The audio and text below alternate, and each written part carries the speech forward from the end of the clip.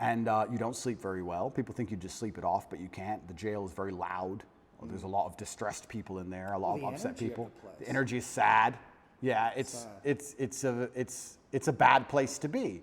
But I knew that my only option was to deal with it. So I knew that not handling it wasn't an option. So if not handling it, it's not an option. The only option left is handling it. So you just have to find the best way to do it. Yeah. And I certainly allowed myself to feel a lot of emotions in there that I could have probably blocked out so that I could learn as many lessons as possible. And I've learned a lot of things. But I would say that, I mean, all in all, I understood as a man, you need to have a strong body so you're not attacked by anyone else, and a strong mind so you don't attack yourself. And I think jail in many ways is just pressurized life.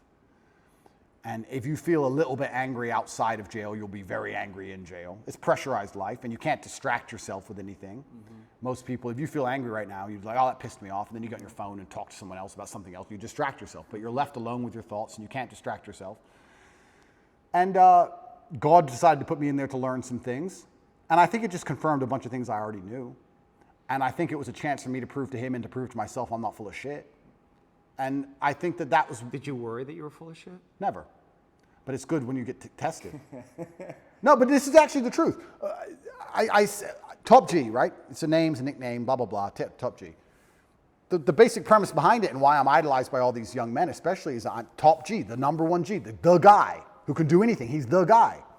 I never for a second when I was saying it didn't mean it. I never for a second when I was saying it thought I was full of shit. Mm-hmm. So God was like, okay, let's find out if he's full of shit. Right. And I was placed there and I was like, all right, this is a chance for me to prove to myself and prove to God and prove to the man watching to the prison guards and prove to everyone else, my ancestors, that I'm not full of shit. I had a sense of duty in there and I feel like I performed it exceptionally. Mm-hmm. And it doesn't matter if they kept me in there for 3 months or 3 years or 30 years.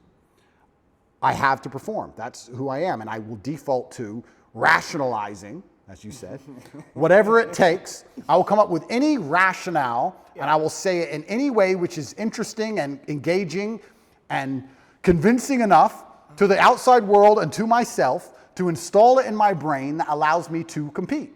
That's just what I'm going to do because I don't want to lose anything ever.